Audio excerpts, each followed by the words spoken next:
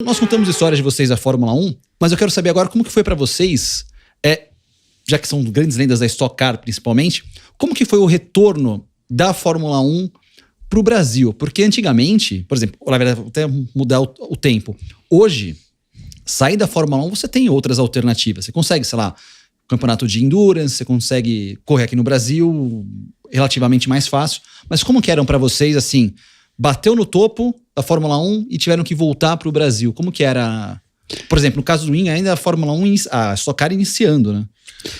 Desculpa, Ingo, eu vou até aproveitar esse gancho. Eu sei que o Chico fez um pouquinho, o Ingo não fez. Eu acho que até por momentos distintos que de repente a Indy não estava exatamente como estava lá na época dele. Mas aproveitando a sua pergunta, a Indy nunca foi uma opção? Você correu em 85 em Portland. Ele fez uma prova. Fiz uma corrida só. Não, mas não era uma opção. Na verdade, mas eu estava no Brasil já, na verdade. Mas por que não era uma opção? Porque, para mim, a Fórmula 1 não só era como é ainda. A Fórmula 1 é a Fórmula 1, é o topo. Os melhores pilotos estão na Fórmula 1, os melhores engenheiros. Eu enxergo desse jeito. A Fórmula 1, para mim, era o máximo, é o máximo. E é onde eu queria estar e era o que eu queria correr. Eu corri lá 2 anos e meio. Lógico que não tive os resultados, nem a expressão que eu queria, mas eu corri. Então, quando eu saí da Fórmula 1, quando não deu para continuar na Fórmula 1, que foi 83, isso, foi no meio do ano, eu nunca pensei na Indy, mesmo porque na Indy era uma outra Indy, né, naquela época. A Indy era uma categoria que corria só em oval, só os americanos. Era tipo a NASCAR 10 anos atrás. Exatamente, a NASCAR 10 anos, mesmo a NASCAR hoje já melhorou muito. Já melhorou. Mas era um negócio totalmente americano e era um negócio assim, aqueles carros que andavam 350 por hora, 400 por hora, em oval, morriam com os velhos americanos. Exatamente. Eu nunca tive interesse nisso. Mas aí quando eu voltei para o Brasil para correr, e não foi nem de Stock Car, não. Eu voltei para correr... De marcas. Tinha começado um campeonato brasileiro de marcas, que as montadoras todas estavam, tanto que meu contrato não era nem com a equipe, eu assinei um contrato com a Fiat, que foi no caso para quem eu guiei. Você correu no carro da Fiat Sultan, não era? Isso. E então, a equipe Sultan... Encontrei com o Marcos outro dia. Eu falo com ele. E a equipe que eu fui correr, quando eu voltei, a equipe era uma equipe bem estruturada, que era a equipe Sultan. O Sultan era uma concessionária que tinha, o Marcos Pena, que era um apaixonado pelo automobilismo, era o dono. E a equipe era 2 carros, num carro corria Emerson Fittipaldi e Attila Sips, e no outro corria Wilson Fittipaldi e eu. Uau! Quer dizer, era uma estrutura muito legal, um negócio muito bacana. Que carro que era? O Fiat Odi.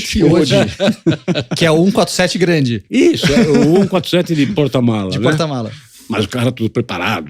Os nossos motores, teoricamente, eram feitos na Abarth, lá na Itália.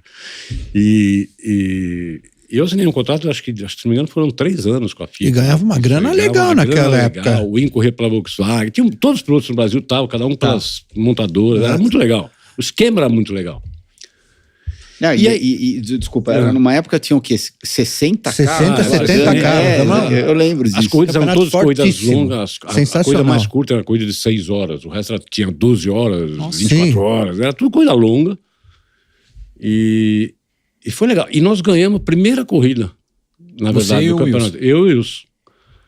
Que foi uma corrida que foi interrompida porque o diretor de prova foi atropelado. Como assim, velho? Não vou fazer uma paródia aqui, mas o diretor de prova chamava Peru e o Peru foi atropelado. É verdade, ele foi atropelado na entrada de boxe. Não sei porque ele desceu lá para fazer alguma coisa, tinha um carro entrando no boxe e atropelou o diretor de prova. Aí deu uma confusão lá, tudo, interrompeu a prova. A gente estava liderando e nós ganhamos a prova. Mas foi assim, e aí, depois de algumas corridas, sei lá, no meio do ano, não sei o quê, um dia eu tô em casa, toco o telefone e não era celular nem nada na época, o telefone... De escape, era o que eu vi você fazendo ali. No começo eu achei até que era uma piada de algum amigo ligando, enchendo o saco. Era o Morris Nunn, que era eu conheci o Morris da Fórmula 1, que ele era o dono da equipe Ensign. E ele tinha fechado a equipe dele, tinha ido para os Estados Unidos, estava montando uma equipe lá de Fórmula Indy. Aí o Morris perguntou do que eu estava fazendo, tudo, e falou, eu tô aqui nos Estados Unidos, montei uma equipe e eu queria que você viesse experimentar o carro e corresse, se fosse possível. Você topa? Aí foi, mas foi assim, não é brincadeira isso aí. Eu acordei com os telefones. Aí eu falei, tá bom. E inclusive na data que ia ter corrida, tinha corrida de marcas. E eu perdi essa corrida. Aí eu falei, tudo bem. E aí eu fui pra lá, já fazia 1 ano e pouco que eu tava no Brasil. E nós fomos treinar em Laguna Seca. Nós passamos uma semana lá, passamos 3, 4 dias treinando em Laguna Seca. E aí foi correr em Portland. Era misto ou oval? Não, misto. Era o mesmo Portland de hoje. É o Portland de hoje. Só que você não tinha aquela chicane no final da reta, se eu não me engano. Você ia... Não, tem. Ah, já tinha chicane no final da reta? Passa o box, uma que vira... Isso, Tinha. Não, mas era rápida na tua época. Era rápida. Então, não, hoje em dia é de primeira marcha. Não, era uma gincana bem rápida. Vira direita, anda um pouquinho, vira esquerda e daí vai para aquela curva longa direita. Então era uma das poucas pistas mistas que tinham. Não, acho que até já tinha algumas mistas, mas a maioria era era em oval. Laguna, que tinha corrida lá. Tá. Já tinha corrida em Laguna também, tudo. Os carros eram... já tava. E era o primeiro ano, o segundo ano do Emerson. Era o segundo ano. E os carros eram todos iguais? Ou tinham várias fábricas? Várias marcas. Tanto que eu estava correndo com o carro que eu... Na verdade, o carro que eu corri era um monocoque de Fórmula 1 adaptado, aquelas coisas lá. E tinha diversas equipes, com cada um com seu carro, motor, tudo. E o Emerson estava correndo numa equipe cor-de-rosa e lá, eu lembro nessa corrida, foi o melhor resultado do Emerson até então. Ele chegou em terceiro, foi pro pódio, tudo. Foi o melhor resultado dele, assim, no começo dele. E eu lembro quando nós fomos lá, eu cheguei, o Morris foi me pegar no aeroporto, nós fomos lá para Laguna direto, ficamos treinando lá uma semana, e fomos para correr em Portland. Só quando nós voltamos para Portland, o Morris falou, nós vamos ter que ter um teste de Hook aqui. Porque não interessa ser, pode ter sido até campeão do mundo de Fórmula 1. Aqui não interessa nada disso. Você tem que fazer um teste de Hook aí. Eles vão colocar você na pista, você vai ter que dar tantas voltas, vai ter que fazer uma parada de boxe, vai ter que fazer... Ele falou, o tempo não é tão importante. Eles querem meio só atitude na pista, querem fazer uma parada de boxe, simular uma parada, parará. E tem um fiscal um fiscal deles qualquer lá, e mais um piloto experiente que eles chamam para dar conselho. O piloto experiente era o Emerson, que os caras chamaram. Eu falei, tranquilo, né? Ainda mais com o Emerson. E aí, ele te reprovou. Cara, ele não reprovou, mas... Não. Lógico que não. O teste, na verdade, acho que era praticamente impossível você ser reprovado no teste, mas é só se você fizer assim, se você bater, ou se você deixar morrer o carro no box, aquelas bobagens. Senão, não era preocupação do tempo. Mas eu lembro que o Emerson foi muito, assim... Ele foi muito fresco comigo, na verdade. Ele foi rigoroso. Ele falou assim...